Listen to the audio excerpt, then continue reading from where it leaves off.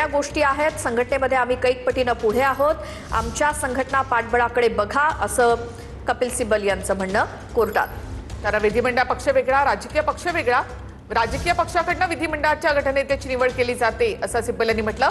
विधिमंडळ पक्ष कसा विकला जाऊ शकतो असा सवाल या ठिकाणी सिब्बल यांनी केलेला आहे। विधिमंडळात फूट पडली, याला आयोगानं मान्यता दिली, नंतर शिंदेंनी सत्ता बनवली। अशा प्रकारे सत्ता बनवली जाऊ शकते, ही लोकशाहीची थट्टा असल्याचा युक्तिवाद कपिल सिब्बल यांनी केलाय। विधिमंडळ पक्ष कसा विकला जाऊ शकतो असा सवाल कपिल सिब्बल यांच्याकडून करण्यात आलेला आहे। विधिमंडळामध्ये फूट पडली, याला आयोगानं मान्यता दिली असं सिब्बल यांनी म्हटलं। नंतर शिंदेंनी सत्ता बनवली, अशा प्रकारे सत्ता बनवली जाऊ शकते, ही लोकशाहीची थट्टा असा युक्तिवाद कपिल सिब्बल यांनी केलाय।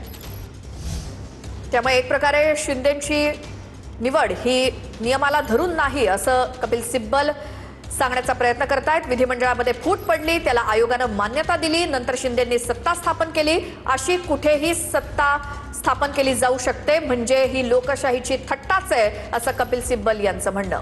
तर विधिमंडळ पक्ष कसा विकला जाऊ शकतो असा सवाल या ठिकाणी कपिल सिब्बल यांनी केलेला आहे।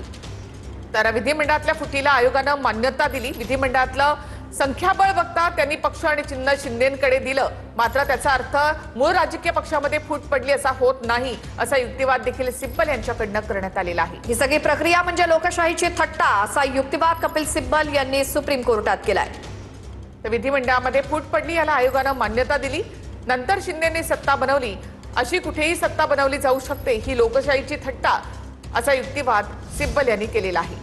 काल सुद्धा याच वेळी कपिल सिब्बल यांनी सुप्रीम कोर्टामध्ये युक्तिवाद केलेला होता, त्यानंतर आणखी बोलायचंय अशी म्हणून वेळ वाढवून मागितली आणि आज पुन्हा एकदा त्यांच्याकडनं युक्तिवाद सुरू आहे। तर पक्षफूट आणि विधिमंडळ पक्षफूट दोन्ही वेगळ्या गोष्टी असल्याचं सिब्बल यांनी म्हटलेलं आहे। हा मुद्दा त्यांनी या ठिकाणी लावून धरलाय।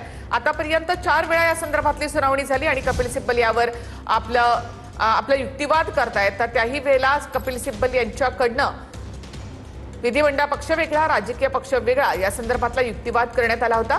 आज त्यांनी पक्षातली पक्ष संघटना यावर भर दिलेला आहे आणि एकूणच त्याची रचना कशी असते या संदर्भातली माहिती त्यांनी कोर्टासमोर सादर केली आहे। त्यामध्ये ज्या संघटनात्मक गोष्टी तुम्ही सांगतायत त्या बरोबर वाटतायत असं सुप्रीम कोर्टानं सिब्बल यांना म्हटलं होतं।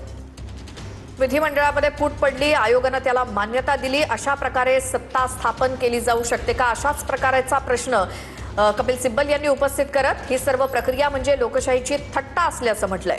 तर विधिमंडळ पक्ष कसा विकला जाऊ शकतो असा सवाल, थेट सवाल या ठिकाणी सिब्बल यांनी केलेला आहे। विधिमंडळात फूट पडली, आयोगानं नंतर त्याला मान्यता दिली, अशा प्रकारे देशामध्ये कुठेही सत्ता स्थापन केली जाऊ शकते आणि हीच लोकशाहीची थट्टा आहे असं कपिल सिब्बल यांचं सुप्रीम कोर्टात म्हणणं। तर विधिमंडळ पक्ष कसा विकला जाऊ शकतो असा सवाल सिब्बल यांनी केलेला आहे।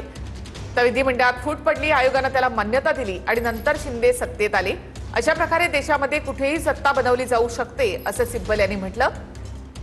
आमची कागदपत्र तपासा किंवा बघा अशी विनंती कपिल सिब्बल यांच्याकडनं कोर्टाला करण्यात आली आहे। पक्षफूट, विधिमंडळ पक्षफूट हे दोन वेगवेगळ्या गोष्टी असल्याचं सिब्बल यांनी म्हटलं।